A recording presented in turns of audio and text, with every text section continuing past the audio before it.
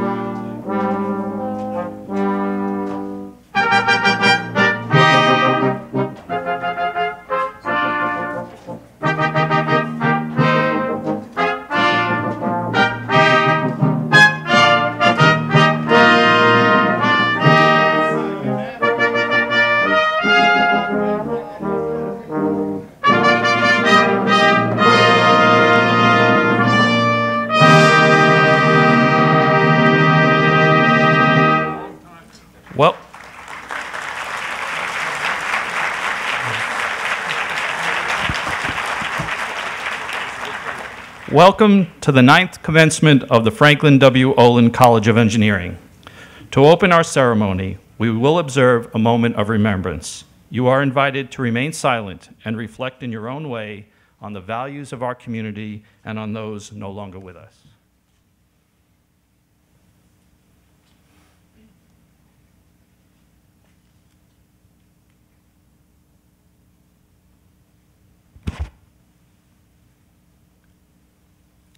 Please be seated.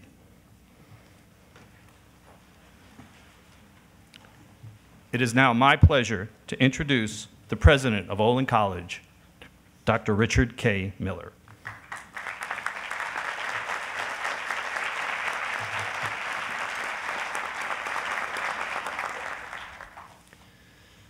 Thank you, Ben. Well, on behalf of the faculty and staff of Olin College, let me welcome all of you to our 9th commencement ceremony. I particularly want to recognize and welcome our several distinguished guests who are here on the platform with me today, including the founding, current, and emeritus trustees of Olin College, Dr. Carrie Healy, president of Babson College, and members of the president's cabinet. I would also like to take this opportunity to thank the F.W. Olin Foundation once again for their vision and generosity which established this institution and ultimately made possible this day of celebration and achievement for the class of 2014. Will you please join me now in thanking Foundation Directors Larry Milas and Bill Norton.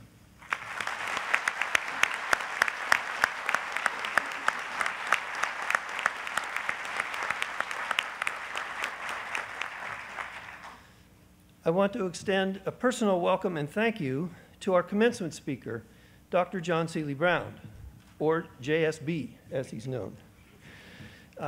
He will be called to the platform later in the program, but I want to take this opportunity now to thank you, John, for taking the time to travel all across the country to be with us here in New England.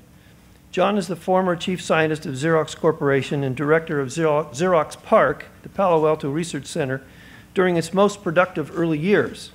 Xerox PARC is recognized as the birthplace of the personal computer, the graphical user interface, and many other major developments. He's now an internationally recognized author and speaker, as well as co-chairman of the Deloitte Center for the Edge.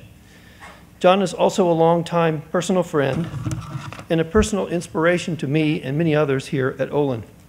I'm absolutely delighted to welcome you here today, John. Now to the class of 2014.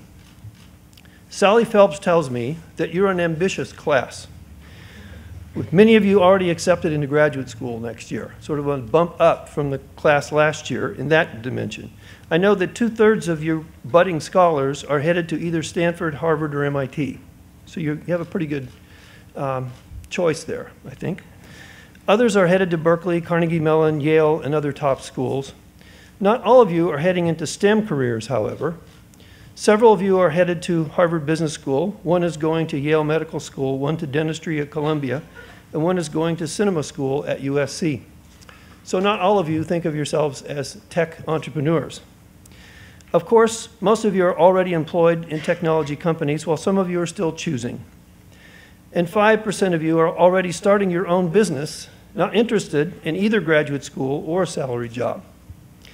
This year was also a great year for Fulbright Awards, with 3 in total to Olin graduates, including one who is graduating here today. We just couldn't be more proud of you. You all have one thing in common.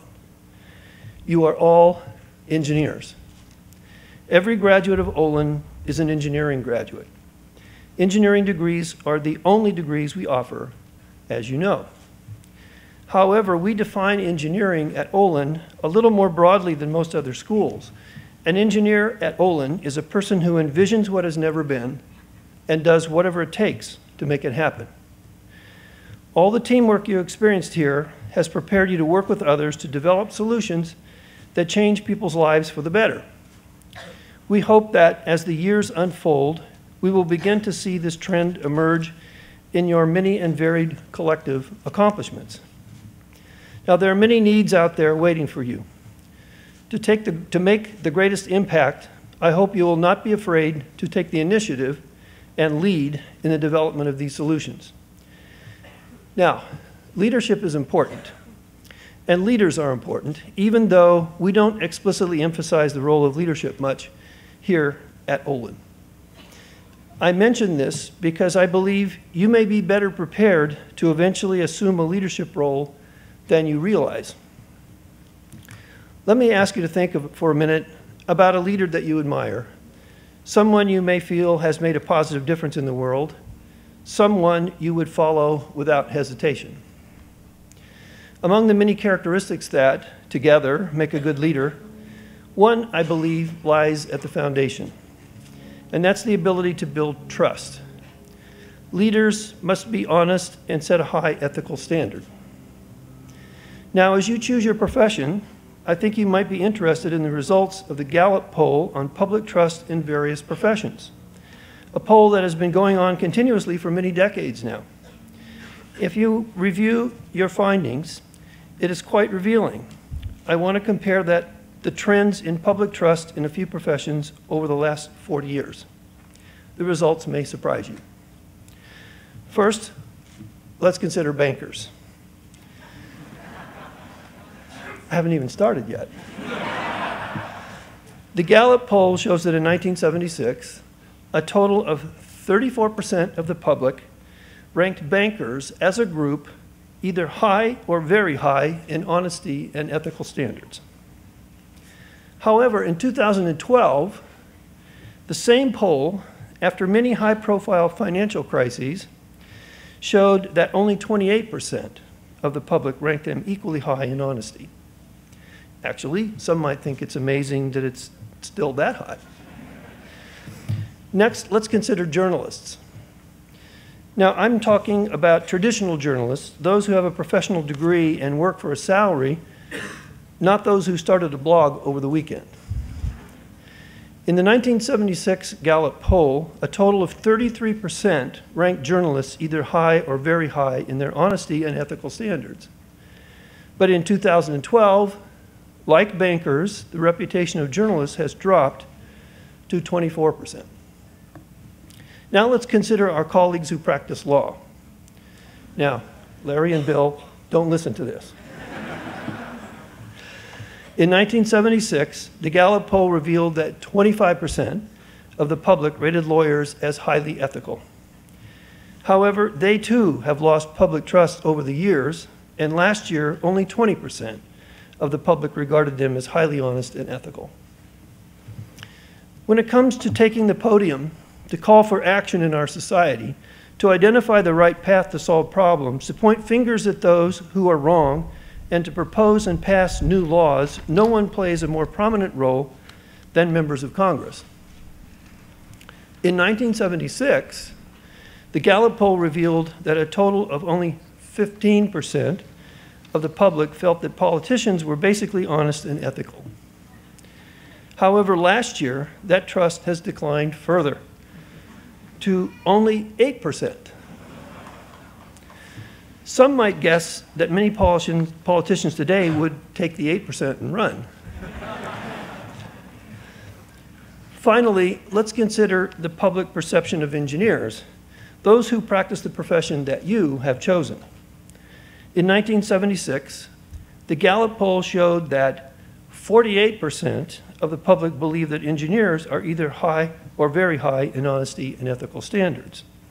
Now, that's substantially higher than the other professions we just considered. But what has happened to the reputation of engineers over the last 40 years? How far has it gone down? Any ideas? Well, in 2012, the Gallup poll shows that it has not gone down. In fact, it's risen to 70%.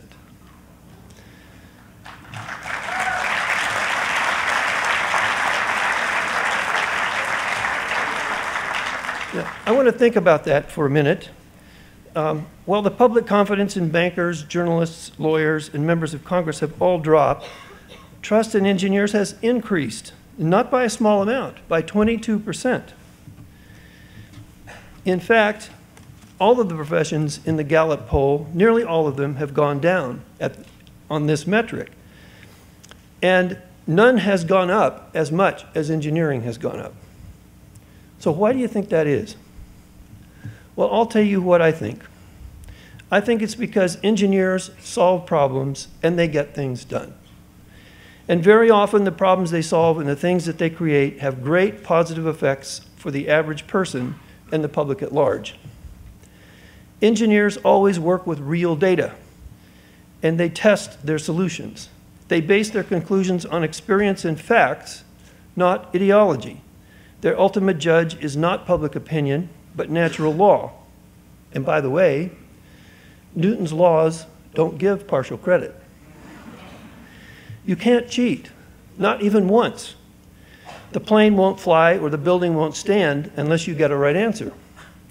This characteristic of working in the real world and avoiding compromises that threaten the integrity of a project make engineers succeed and also contributes to their reputation for honesty. At least that's what I think.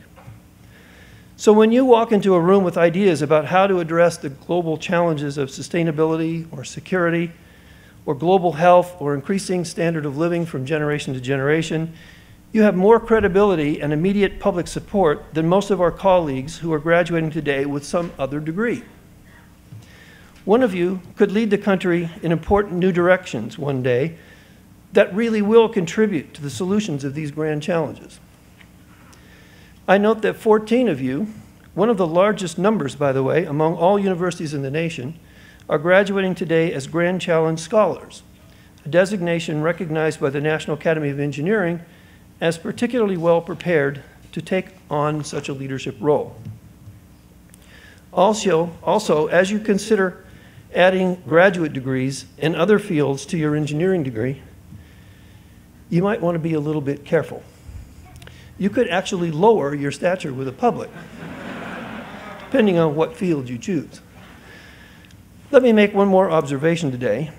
And those most responsible for proposing solutions to societal changes are members of Congress. Do you know how many of the more than 500 members of Congress have a degree in engineering like you? You can count them on your fingers. Only 5 or 6, about 1%. Isn't that amazing? Given how complex the grand challenges are and how dependent the solutions are on a firm understanding of the basic science that's at work here. But do you know how many have a law degree?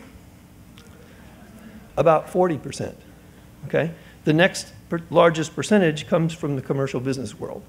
Scientists and engineers are largely absent. So I hope you realize now how special you are.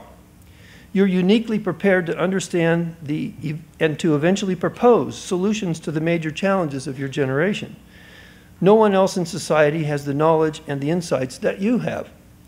No one else has both a strong foundation in science and mathematics and also an accomplished ability to use design thinking and entrepreneurship to develop well-conceived and sustainable solutions. So don't hide your lantern under a bushel. Very few of those who have been chosen to lead have an education as good as yours. I hope that no matter what you do next, you'll consider your potential to make a positive difference not only in your career, but also in your community, and for a few of you, in society as a whole. The country needs you. We're extremely proud of you and counting on you to become a force for innovation and change wherever you go. So now I echo all of those who have encouraged and supported you thus far, and I urge you, the class of 2014, about to go out into the world, identify a group of people today whose lives you want to improve. Design solutions, then do whatever it takes to make it real, including taking the lead if necessary, and make a positive difference in the world. Godspeed to each of you, and good luck.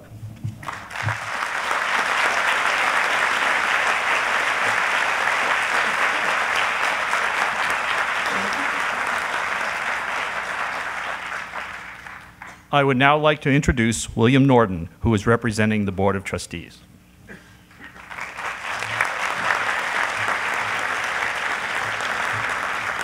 On behalf of the Board of Trustees of the Franklin W. Olin College of Engineering, greetings, welcome, and congratulations to all members of the class of 14, their parents, their family, and their friends. This is a unique class. It's the last single-digit class. So for the next 90 years, we're going to have two-digit class, the 10th, the 11th. So what I want to do today is extend a personal invitation to all of you to come back in 2105 for the first three-digit class, the 100th class. And before I begin to babble along, although this day is focused on the class, I think it behooves us to mention why Rick Miller may look a little bleary-eyed today, because he took the red-eye back from California. Please join me in congratulating Rick, who yesterday was awarded Caltech's highest alumni award, the Distinguished Alumni Award from Caltech.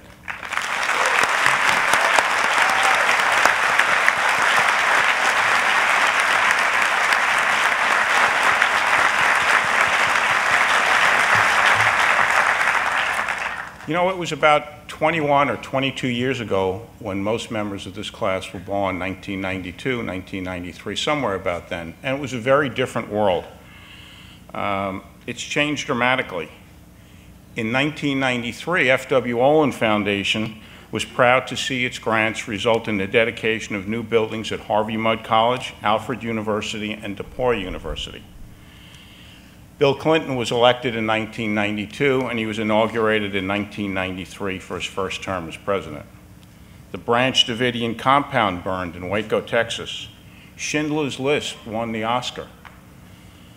David Letterman moved from NBC to CBS. Gasoline was about $1.10 a gallon. The Dow Jones Industrial Average closed 93 at 37.54 after a 14% increase. Windows 3.0 is already 3 years old. And 22-year-old Mark Andreessen graduated from the University of Illinois, Champaign-Urbana, and while he was graduating, as part of the process, he invented the Mosaic web browser, which I understand, not being an engineer, sort of powers the World Wide Web. 2 years later, his company Netscape went public, and he became a billionaire. You guys have a tough thing to do in the next year. In the last 21 years, the U.S. population has increased by 23%.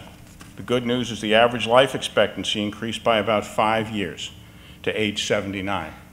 Wireless subscribers in the U.S. increased from 16 million to 330 million. And it's a high number because some people have 2 devices. In the following years, Apple introduced the iPod, the iPhone, the iPad, and an amazing number of new companies were founded, primarily by people in their 20s. Yahoo in 94, Amazon in 94, Google in 97, eBay in 97, Facebook in 2004, and Twitter in 2006. And during those years since 1993, the F.W. Olin Foundation was doing its thing. It paid for the entire cost of construction of new buildings at Connecticut College, Denison University, Luther College, Bard College, Colby College, Southwestern University, Willamette University, University of Denver, right across the street, Babson College, Florida Institute of Technology, and then it invested almost $500 million to found our college. In August of 2010, this class of 2014 came here to begin their studies. The Dow was just over 10,000, now it's over 16,000. Thank you. The federal debt, which was $4.4 trillion in '93, had tripled to $13.5 trillion in 2010. And today it's $17.6 trillion, or about $58,000 for every person in the United States. And you thought you were graduating with no debt? While no one can predict the changes and advances that the world will see during your lifetimes, substantial changes will occur, and I predict that members of this graduating class will be among the innovators who will drive many of the positive changes. Since its creation only 15 years ago, Olin College has established its place in American higher education as a producer of outstanding engineers and as an innovative leader in changing engineering education in America and around the world. I speak for all of the trustees of the college when I say that we hope that as the members of the class of 14 leave the, quote, Olin bubble, they will take with them not only a world-class engineering education, but also a true appreciation of the role of philanthropy. They should endeavor to abide by the college's founding precepts and do good for humankind.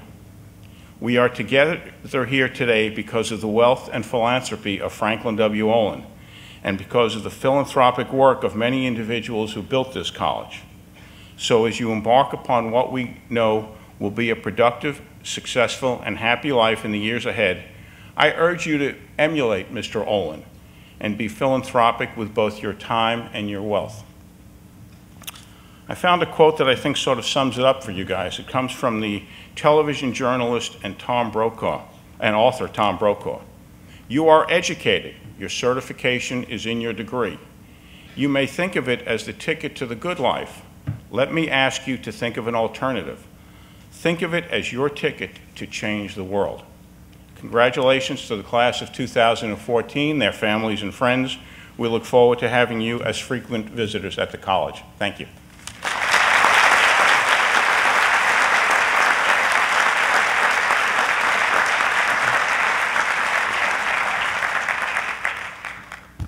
I would now like to introduce Jordan Berger, who will bring greetings from the class of 2014.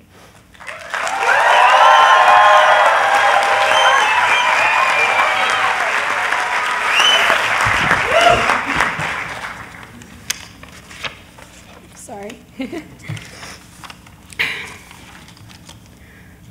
On behalf of the class of 2014, welcome family, friends, alumni, faculty, and staff to the 9th commencement exercises of Olin College. We can proudly say we're in the first 10 graduating classes of Olin. It's pretty cool. When I think of the class of 2014, I think of a group of people that has a tendency to break things. We've been breaking things since before we got here. We broke the scholarship, though as we like to call our motto, half the scholarship, twice the fun, in case you didn't hear that. We broke admissions. We had the largest class in Olin's history, a whopping 92 students. And in that same vein, we've seen the most people leave. During orientation, we set off not one, but 2 fire alarms. And just yesterday, one of our own set off another one. Let's not forget the hundreds of emails we sent one another during lectures. Brad Minch, know we all wanted to friend you on Facebook. We broke piñatas to celebrate the end of UOCD. We broke scope feedback and too many Google Docs to count. Some of us broke microwaves with ramen, exit signs with Nerf balls, doors to multiple buildings. I even broke a 1/4-inch drill bit the first time I used a drill press, and I still don't know how I did that. When you hear those stories, what do you picture? 2014, you think of the people in them, right? We are often asked why we chose to attend Olin. So many of us say the people. I know I do. Sure, many of my peers will cite the new approach to engineering education, the project-based, team-focused interdisciplinary curriculum that makes Olin Olin. But what is core to our education? Is it the multitude of sticky notes we use in UOCD? Watching our professors run around the auditorium demonstrating how molecules move? Working on Poe projects that worked only on the night before demo day, if at all? Sure, those things are important, but that's not what makes us different. I believe the key to our education are our peers, the connections we form with one another. We say that we are a cliquey class, and most other classes would say that too. But when it comes down to it, we stand together as one and continue to change Olin. We work through the tough times and do our best to fix the things we break while having a blast. It was those moments we had late at night, supporting one another in our Design Nature all-nighters with bagels and tea at 4 in the morning, along with sink or swim across all 4 studios, helping one another fix circuits and problem sets, winning penny wars to see Genya and Mark belly dance. That, to me, is what makes Olin in the class of 2014 different. We have an incredible support structure within our class and our community, looking out for one another every day. As Olin would call it, people-centered engineering, users first, through and through. We've watched Olin's values shift from changing engineering education on a smaller scale to spreading our message outside and beyond where we are here. So, 2014, my Olin family, as we go out of the bubble, remember those times we broke the Google Docs, fried motor controllers, and contaminated our cells? But also remember that time your project actually worked. Recall the first time MATLAB did what it was supposed to do. Never forget that moment when we finally went deep enough on our users. Those memories led us to where we are today, sitting on the great lawn. Thanks for breaking things and making my reason for choosing Olin true. Keep going, keep growing, keep Olin alive. Welcome and thank you.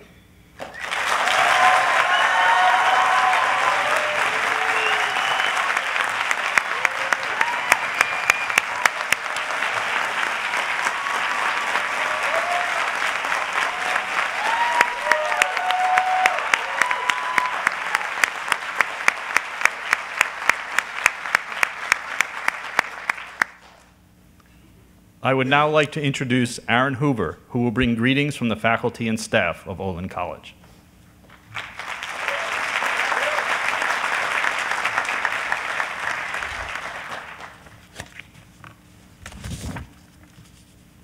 Jordan Berger's a tough act to follow.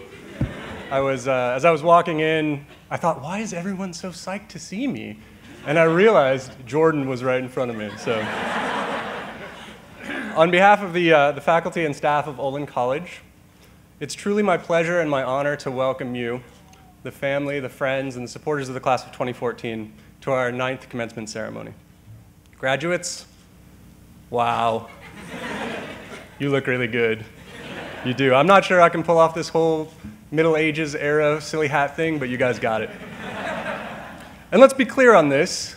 I'm not just saying that, complimenting you publicly, because you've endured my skepticism for years and design reviews and oral exams and presentation critiques. Actually, no. You know what? I owe you a debt of gratitude. And why? Because it's been through the interactions that we've had over these past few years that I've come to realize that I suffer from a grave affliction. Yes, you know what I'm talking about? Judgmental resting face.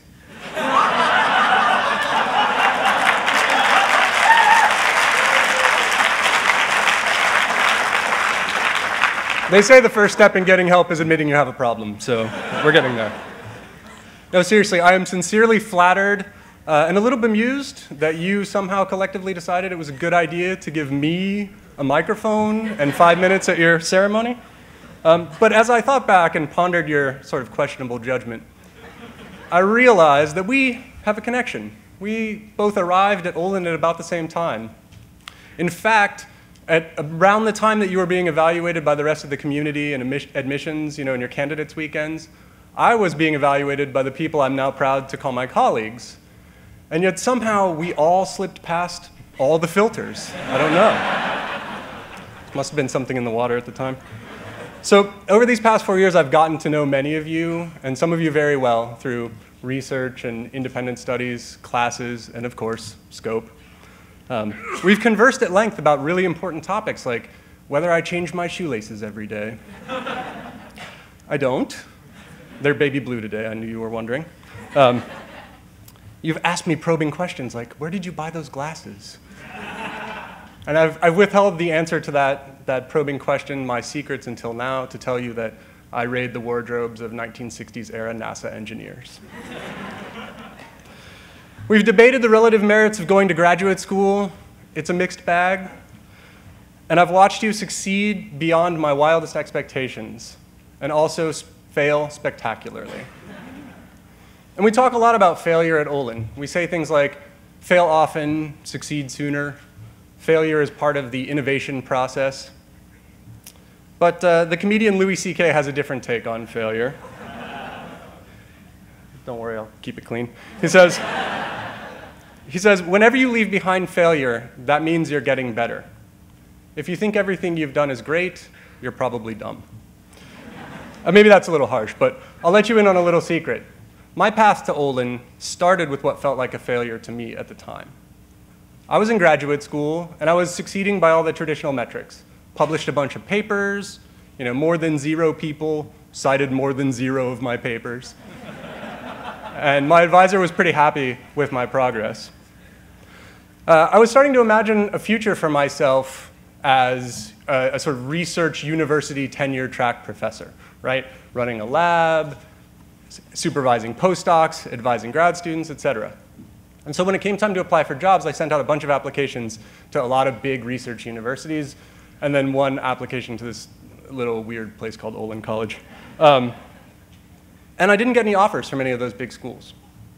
And I was really disappointed at the time, right? So I had experienced a lot of subtle and not so subtle messaging from my advisor, from my collaborators, from my mentors, that I needed to strive to be just like them.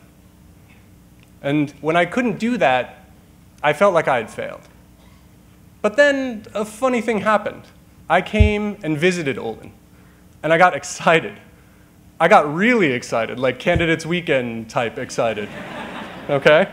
And the prospect of teaching the kinds of students who were in my interviews and being able to do new and crazy things in the classroom and in research, and to continue to build this place that felt like a startup to me, forced me to reevaluate my own expectations of myself, to reconsider myself, and to imagine a trajectory that was very different from what I had previously imagined. So it was about mid-March. I think the last candidates weekend had just ended. Berkeley's graduation is May 15th. I distinctly recall being on the flight back to California and opening my laptop and thinking, this just got real. I better start this dissertation thing. So even after I accepted the offer to come here, I was still nervous. It felt like a risk. And as you are no doubt acutely aware at this very moment that you sit here, taking a risk with something as significant as your career feels scary, right?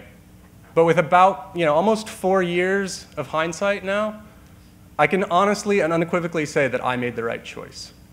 So let that be a lesson to you. Don't start your dissertation on an airplane 2 months before it's due. No, seriously, the failure bit is important, right? You should do it early and often, iteratively, spectacularly, all of those things. But what's equally important is how you respond to that failure. I encourage you to have the courage to be open to opportunities that failure can present to you. Be willing to redefine yourselves, to reevaluate your expectations, and to take the risks that make you uncomfortable. Most of you probably deviated from the plan that you came in with on that sunny day in the fall of 2010. And I'd be shocked if any of you come back in 5 years and say to me, yep, things pretty much went the way I expected when I graduated. So I'll leave you with one last piece of wisdom, once again from Louis C.K. You'll be fine. You're 25. Yes, I know you're 22, but work with me here. Feeling unsure and lost is part of your path. Don't avoid it. See what those feelings are showing you and use it. Take a breath. You'll be okay, even if you don't feel okay all of the time. Congratulations, class of 2014. You make us all very proud. Thank you.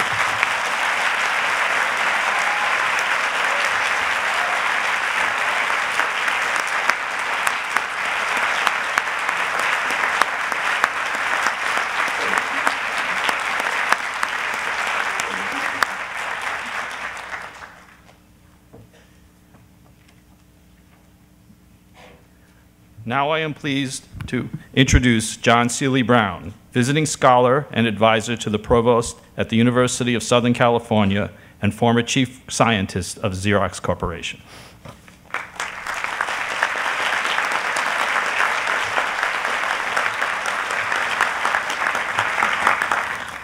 Thank you. Can I just borrow your speech? That's fabulous. Good afternoon. This is a very special day for those of you that are graduating, but it is also a very special day for the world at large. You have had here at Olin a unique kind of educational experience, one that I wish more graduating seniors had had from the global universities around the world. And personally speaking, I wish I had had your kind of education. Yes, I went to Brown University, another great university, but I was trained to be just a technical geek, worshiping technical problems that could be solved with mathematics, physics, and computation. Problems were like clocks to me. We viewed them as mechanisms that we could kind of take apart, disassemble, analyze, and then stick together in terms of creating fragments of solutions. But we always took those problems out of context because they were so much easier to solve. But you are different. You have learned here at Olin that many, many significant problems are at their root socio-technical. And that as the problem as stated is virtually never the real problem. You have learned how to unpack the problem as it is intricately associated with the context in which it is embedded. Yes, You see the problem from many angles: the social, the cultural, the humanistic, and the institutional, as well as being just technical. In fact, I took a picture of you on one of your boards coming in today. In design parlance, you have learned how to unpack and extend the brief, a talent you will find critical for all the things you will face as you venture forth from here today. I did not have the luxury of your education, but the experiences quickly taught me the importance of looking beyond the problem as stated and to follow the problem out into the context. Serendipity has a habit of helping us discover what others have overlooked or never thought important, so that we are forced to reframe the problem again and again, sort of extending the brief. This assumes that we can listen deeply to what is being said, but to also listen to what is not being said, to listen to the back talk of the situation. I joined Xerox PARC, Palo Alto Research Center, as a youngster. And one of the first problems I was asked to explore was how to improve the reputation of the machine. In fact, for one of our most complex copiers with many processes and networks inside of it. Yes, by the way, this was the early 80s. In fact, although he may not remember it, Bill Glavin, who is sitting now behind me, I thought he'd be in front of me, was the one who had the faith in us to say, please explore, and to give us the freedom to approach this problem in any way we wanted. You can imagine this was like letting a kid loose in a candy store, but reality, as in your airplane, soon struck. On talking to the chief engineers, we discovered that they had one simple design goal: to maximize the average time between failures of the machine. But why was that the most important criteria? Lo and behold, no one had ever asked the engineers that. So we grabbed some anthropologists, remember this was again in the 80s, to explore the situation more fully. And we discovered something amazing. It was not the average that really mattered. It was the variance. Not the average, the variance. In fact, if a person encountered the machine broken 2 or 3 times in a row, let alone the same day, they would start to construct stories about how bad the machine was, even though it worked perfectly most of the time.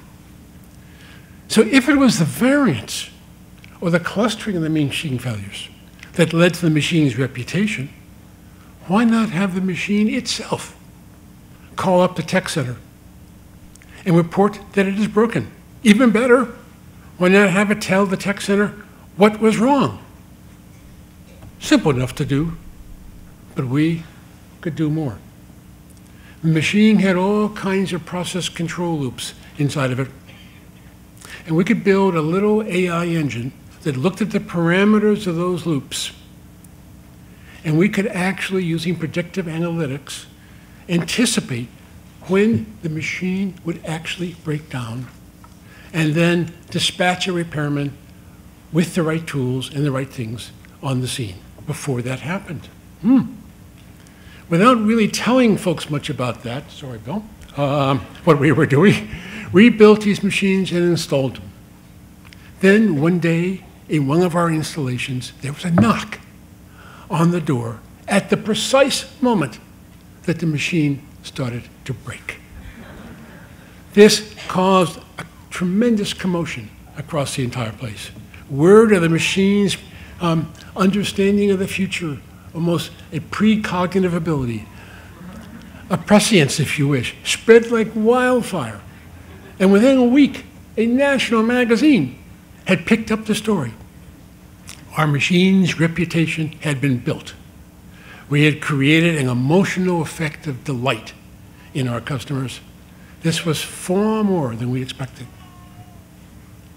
For many of us, this is where the story ended. But it was just the beginning of being able to imagine, I'll come to that word, imagine a different kind of relationship between the machine and its environment. It was the first instance of the Internet of Things. Things talking to things, things self-diagnosing, things calling for help from people in their system. We realized, though, that if this took off, we would not have enough IP addresses for every machine, for everything, to have its own IP address. And no, you can't do splitting of IP addresses like you do in the home. This led us to design IPv6 with a computer scientist from France. And the rest is now history, some 20 years later.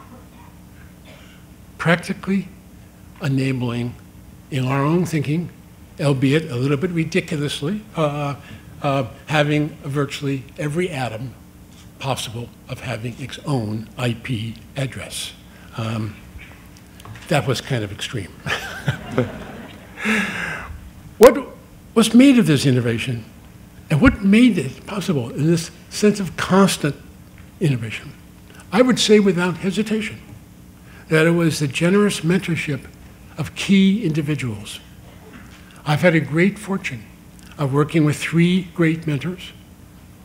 Bill, you were one of them. I am sure, though, that every business book you've ever read has mentioned, in one form or another, the power of mentorship.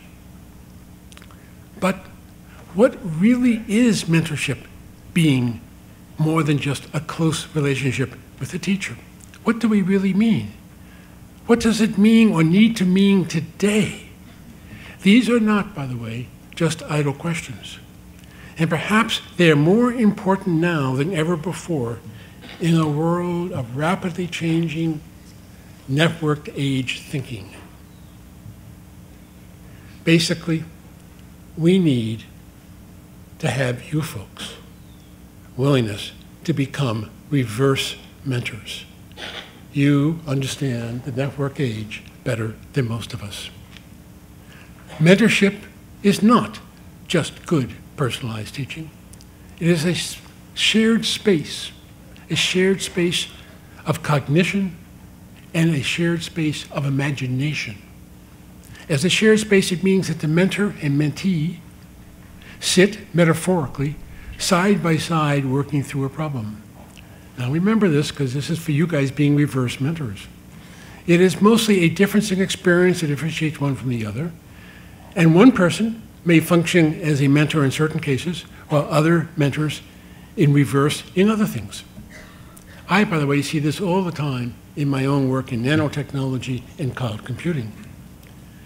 But for mentorship to really work, 5 shifts are necessary. These shifts are not foreign to studio-based learning.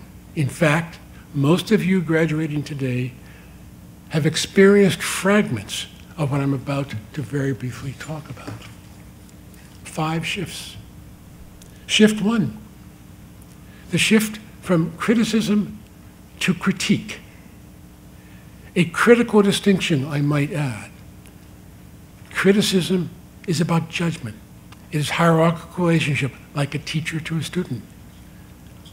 But in critique, as many of you have experienced here at Olin, there's a deep sense that you're working on the problem together. It's about trying to deeply understand what is preventing forward progress. Perhaps a small metaphor can unstick you, can help you see the way forward, and sometimes it is an image or a suggestion. But always, critique tries to unpack how you are thinking, imagining the issue, and then tries to discover what kinds of suggestion might unleash that understanding, oftentimes through perhaps a demonstration of new actions. So the second shift is a shift from text, which most universities specialize in, to a shift on sketch. Mentorship is a partnership working shoulder to shoulder at times, often hovering over a sketch that is meant to be evocative, for letting you see how to move forward. Text provides instructions, but sketches are abstract, ways to imagine things differently. The third shift is the shift from thinking about head and hand as being quite separate to recognizing that head and hand actually create their own kind of generative dance. We think, we imagine, we create by engaging in our whole self, our whole body. The brain does not stop here at the neck. It lives throughout our whole body. And our intuitions and instincts come from that. The fourth shift has to do with how do you shift from worshiping creativity, which everybody is talking about today, to in fact honoring imagination. Surprisingly, most discussions about education and innovation focus on creativity, not imagination. But true breakthroughs in understanding come from being able to hold vivid images in rich detail, suspended long enough in your mind's eye to be able to bring into view what it is that you do not yet understand and see. For the problems we face in the 21st century, we need vividness and texture to sense what might be needed. And then we need skills, extreme skills, to bring the unfamiliar, what has been imagined, and into the real world. Imagination and skills will be the increasing importance in the networked world of the imagination economy. We are moving into a new kind of an economy. I will call it the imagination economy.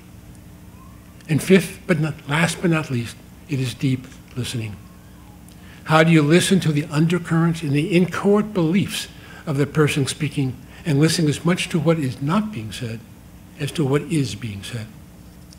I say this all now because you at Olin have experienced some degree each of these shifts. You can operate on the left side of these shifts and leave Olin and do a pretty good job. But if you focus on a new way of being, stemming from thinking more about the right side of these shifts, you will be amazed at the influence you can have and how you can help provide all of us ideas for mastering the challenges that we face in the 21st century. Mentorship, and especially reverse mentorship, which gets seldom talked about, calls for you to operate in a space of confidence and generosity. Confidence in the authentic knowledge of what you can do, and generosity to share while being open to discovering what you do not know. And please, also be open to adventure of discovery and the challenges of bringing authentic clarity to an increasingly complex and confused world. Good luck.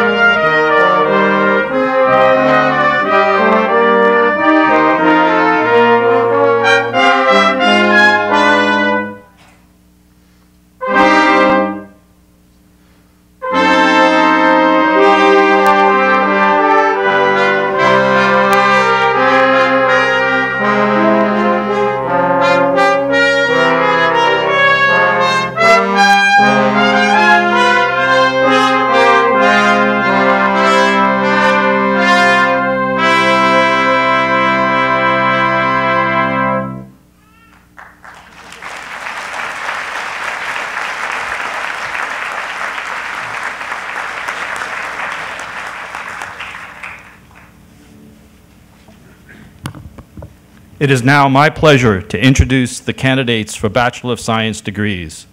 Those who have completed their requirements have been recommended by the faculty to the Board of Trustees to be awarded the degree of Bachelor of Science in recognition of their academic accomplishments. Will the candidates please rise?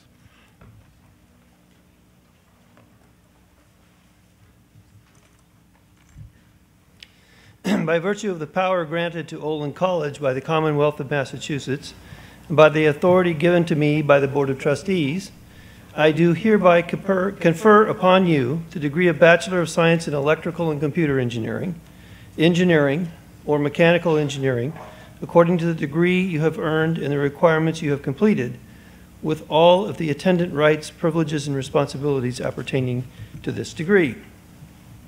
That means you can move this little tassely thing to the other side.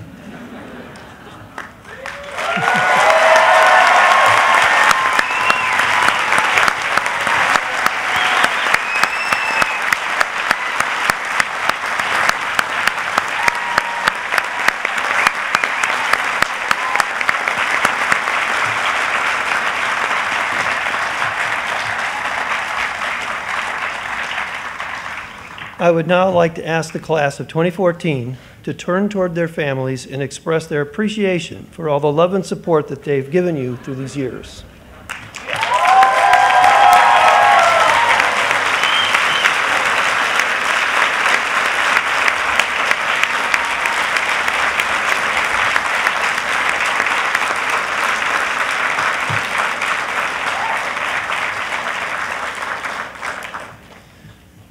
I would also like to ask the class to look to their right and to their left and to show their appreciation for the help and support from the faculty and the staff of Olin College.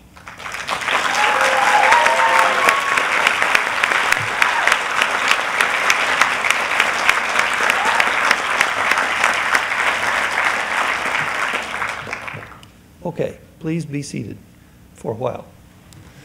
To present the graduates, I now call on Dr. Vincent Mano, Provost and Dean of Faculty. We will be assisted in the distribution of the diplomas by Mrs. Linda Canavan, College Registrar. Now to the audience, please hold your applause for each graduate until after their name and the 15-word passage have been read. The first row of graduates may stand and approach the stage.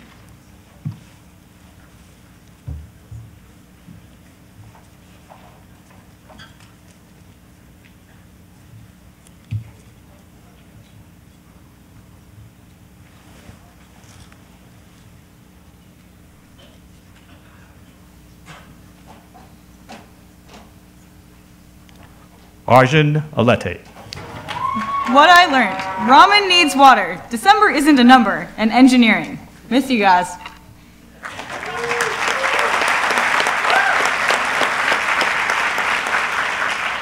John Rodan Arakaki. How do you catch a unique rabbit? Unique up on it.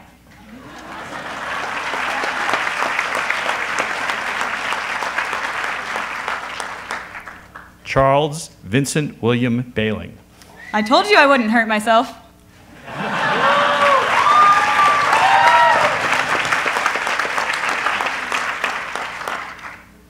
Rachel Biniaz. Mom always said I could do it.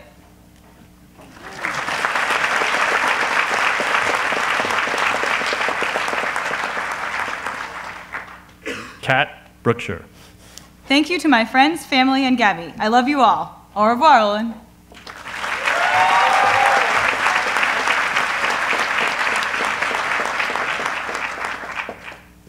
Anne-Marie Hogan Buchanan. Onward to new adventures. May they involve equal excitement, much enjoyment, and fewer all-nighters.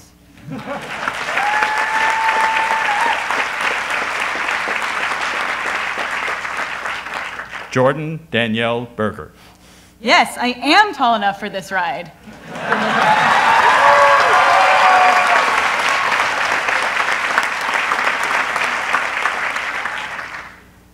Brianna Taylor Campbell. God, family, and friends, thanks for paving the path carrying me to this momentous day.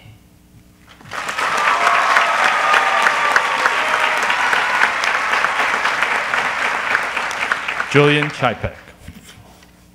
You are all more important to me than anything else. Thank you. And Cora, DFTBA.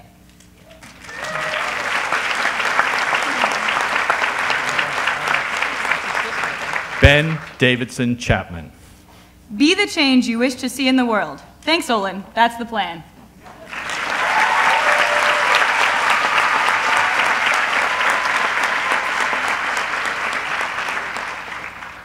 Aaron William Crenshaw. We're going to live on. We're going to survive. Today, we celebrate our Independence Day.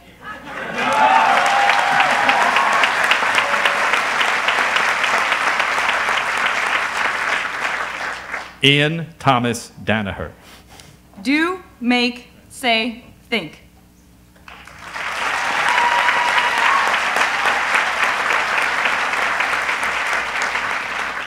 Zachary Del Rosario. These are Zach's favorite words. Cadence, subterfuge, lassitude, ensconce, sepulcher, novitiate, brigand, cavalcade, salient, chicanery.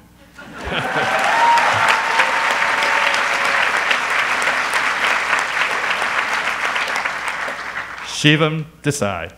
Ladies, gentlemen, here's to the nights we'll never remember with friends we'll never forget.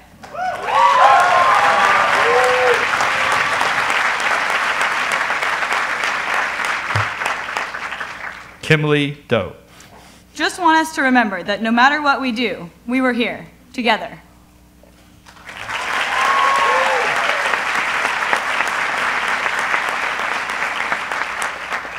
William Corwin Dolphin.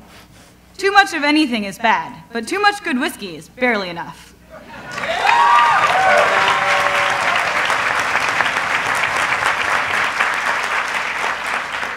Elliot Donlin. Thank you, John, Drew, Juliana, Sharon, Dave, Debbie, Rebecca, Diana, Helen, Alan, John, Siddhartan, Jean.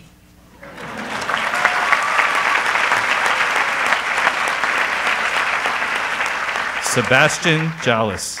Steve, Chris, Aaron, Ben, Katrin, Sanjoy, Vin, Rob, Rick, Amon, Brad, Chris, Oscar.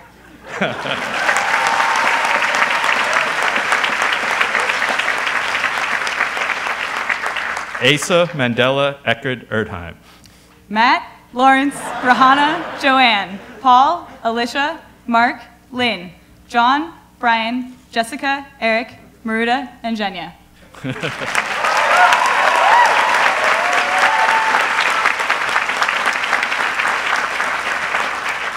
Elizabeth Marie Fitzpatrick. Hey Derek, I beat you to graduation. Love and thanks to you and my parents.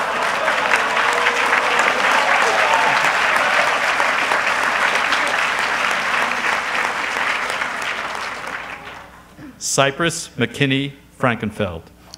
Let's see. Phoenix, albatross, dove, chicken, penguin, robin, eagle, turkey. Oh wait, words, not birds.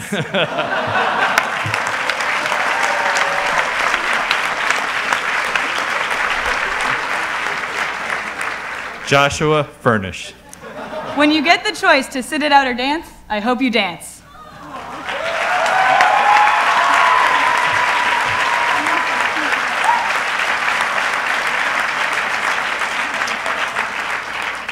Alicia Danielle Garrett. We made it, finally. Now it's time to start all over. Woo!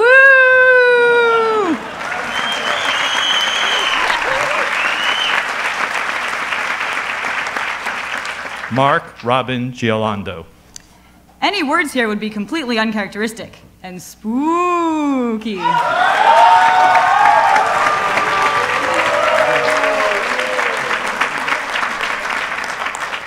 Christopher Groth.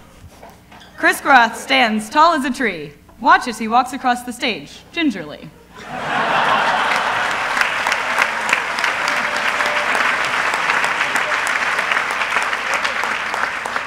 Wu Xingguan.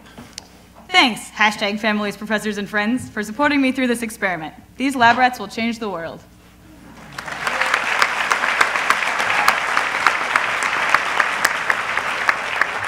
Ashley Girton. It will be okay in the end. If it's not okay, it's not the end.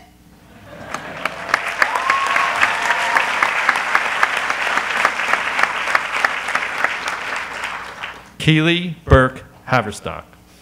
I'm so happy I have 3 generations of family here today. You're the best.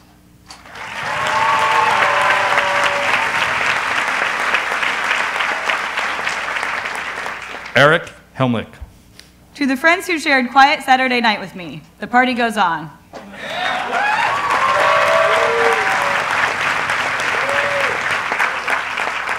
George K. Herring. Thanks to wonderful family, friends, and especially Laurel for making the last 4 years excellent.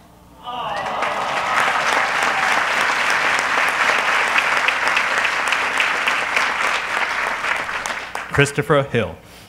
Thanks, Olin, for the opportunity to learn. Thank you, Mom and Dad, for your support.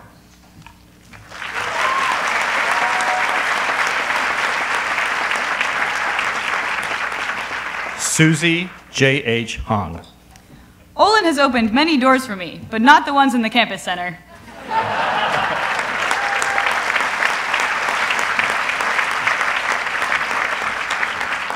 Graham Hooten. Thanks to my mom, dad, sister, and the best brother a guy could ask for.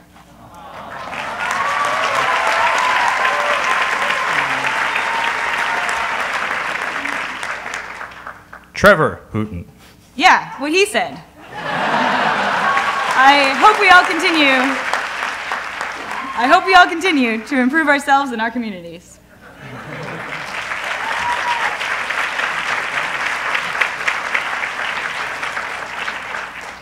Silas Wainwright Hughes. Together, we've made countless doohickeys and whatchamacallits, clickety-clacks and thingamabobs. Thank you. I've enjoyed it.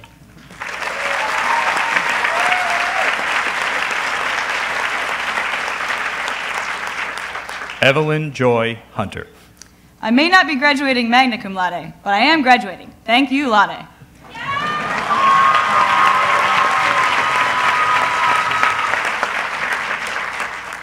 Irene Eling Wong. My sticky note reflections. Experienced engineering, learned design, built graders, grew a lot, became inspired.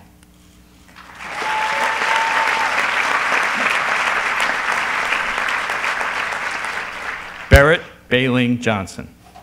Asian nation desiccation, sanitation, congregation, transplantation, paid vacation, condemnation, gravitation, calibration, compensation, commendation, excitation, graduation.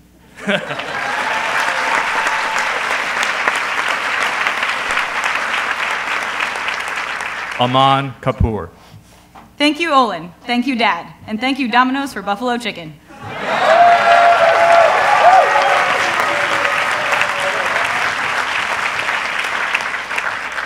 Daniel Carney. Life's too short, so love the one you got, because you might get run over or you might get shot.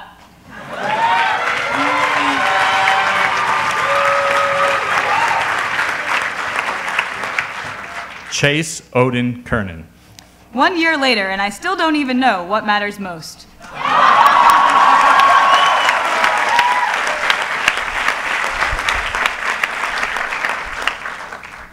Yoon Abe Kim. There are tall ships and small ships, and ships that sail the sea.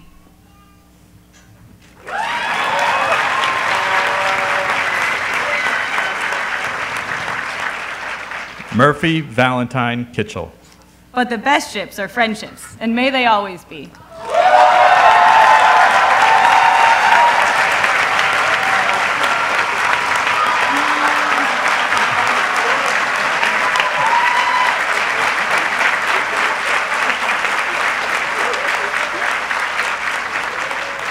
Laurel Crow.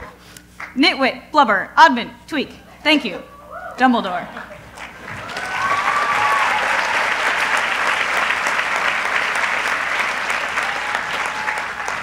Catherine Kimiko Lau. Thanks to my loving family. Without you, I wouldn't be here crossing this stage.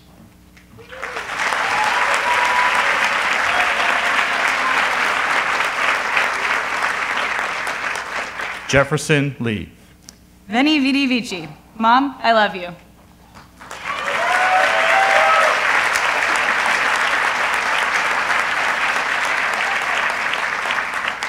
Travis James Lewis. How do you catch a tame rabbit? Tame way. Unique up on it.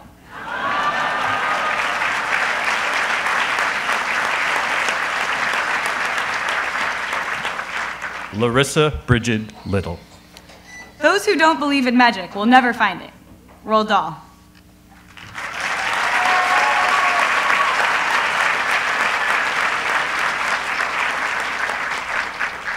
Avery E. Louie. Friends and family, thank you. Leaving the bubble, going into the world.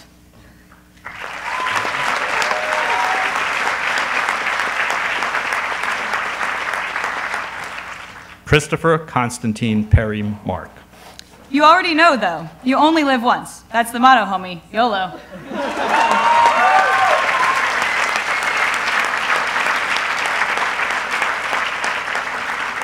Kevin McClure.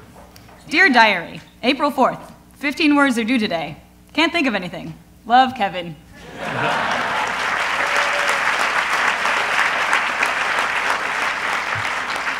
Jennifer Lee McConnell. Rayanne didn't approve my original 15 words. Whatever, I'm out, nerds.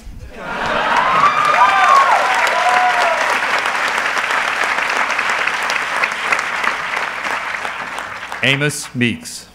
The Lily Pad, a scale for wheelchair users to weigh themselves independently at home. www.lilypadscales.com.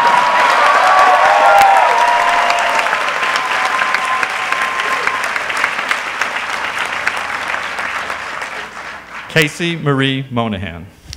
Rook, maul, tackle, run. A woman's work is never done. Go, Babs, Olin.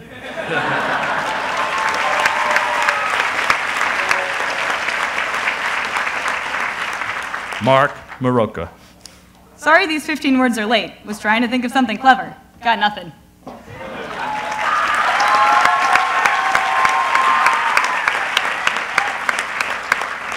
Chelsea Elizabeth Naback. Thanks, Mom and Dad, for everything. In 2014, don't forget to be awesome.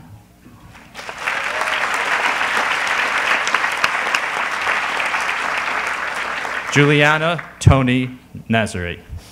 Thanks for the nickname, John Adler. The whole school still calls me Mumbles.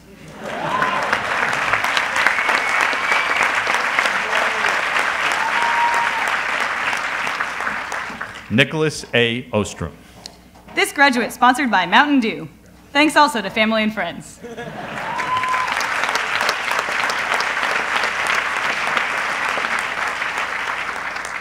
Jae Young Park. Thanks for having me. So much for so long.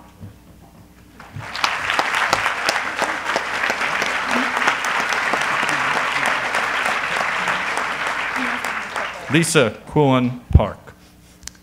Oma, Appa, family, and friends. Sarang Heyo, and thanks for all the wonderful years.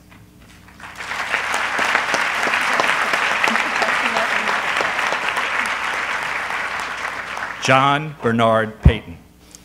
After cold forest dawns, sandy beaches, and fistfuls of sausage, I'll really miss you, goats.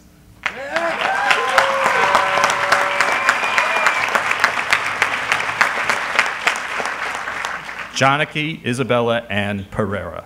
To infinity and beyond.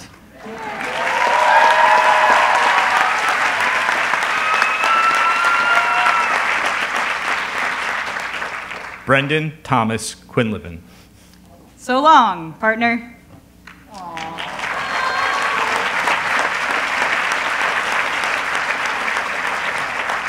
Brett Rowley. I really hope this exercise isn't evaluated. Last time they waitlisted me.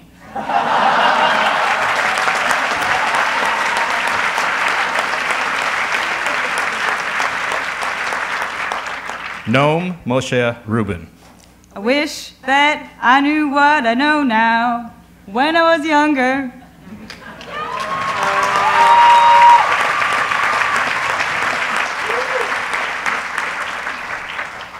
Matthew Joseph Rush. All glory to God, who has given me the grace and strength to overcome.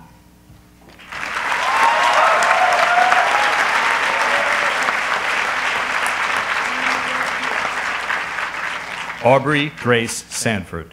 Happy half birthday to me. And I'm really gonna miss my weekend Wednesdays.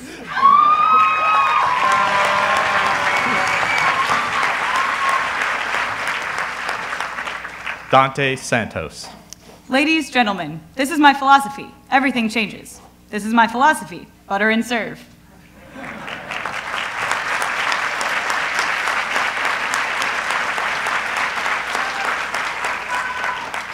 Colby Douglas Jiro Sato. I walk today thanks to you, Mom, Dad, grandparents, siblings, family, professors, friends, and Ollie.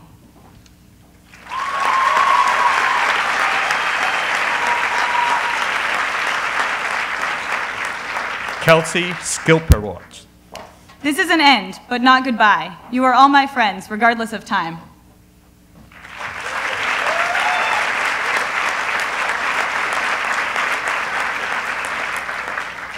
Sarah Elizabeth Secco.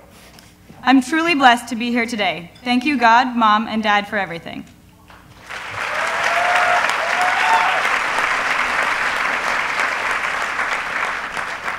Neil Charles Singer. Austin to Boston. What was I thinking?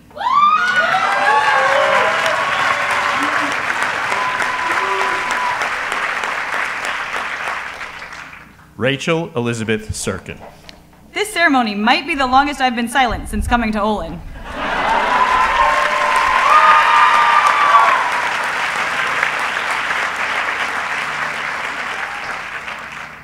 Catherine Carlson Stegner. I propose we leave math the machines and go play outside.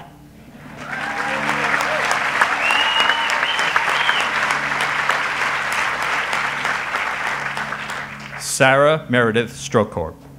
Trust in the Lord with all your heart, and he will make your paths straight.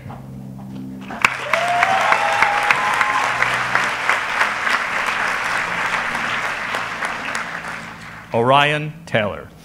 The duck says quack, the fish goes moo. Professor Orion says, beep, beep, I'm graduating.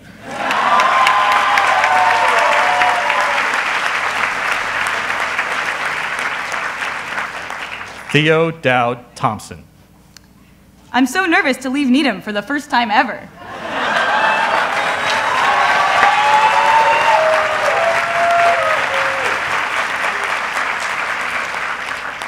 Erica Tsutsumi. Mom, Dad, I have a motorcycle license. Sorry I didn't tell you.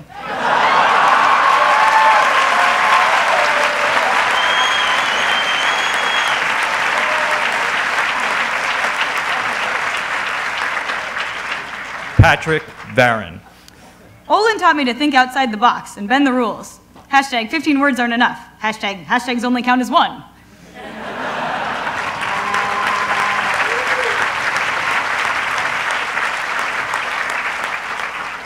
Chloe Villain.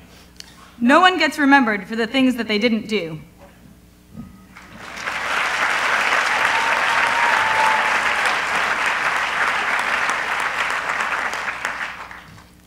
Helen Wang. Be curious, be bold, be inspired, explore, dream, believe, seize the moment, do something, iterate.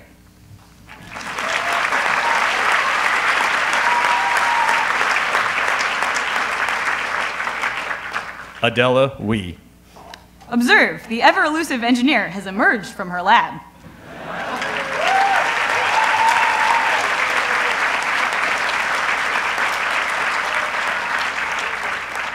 Eric Alexander Westman. Ring ding ding ding ding ring a ding. Ring ding ding ding ding ring a ding. Ring ding ding ding ding ring a ding.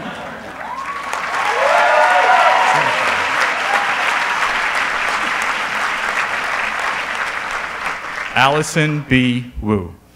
Stay strong, be brave, love hard and true, and you will have nothing to lose.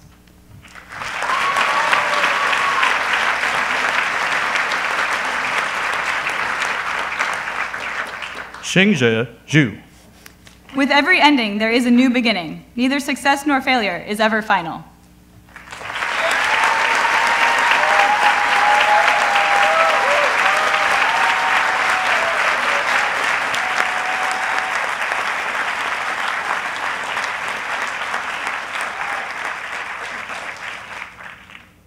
Congratulations, class of 2014, and welcome, alumni of Olin College.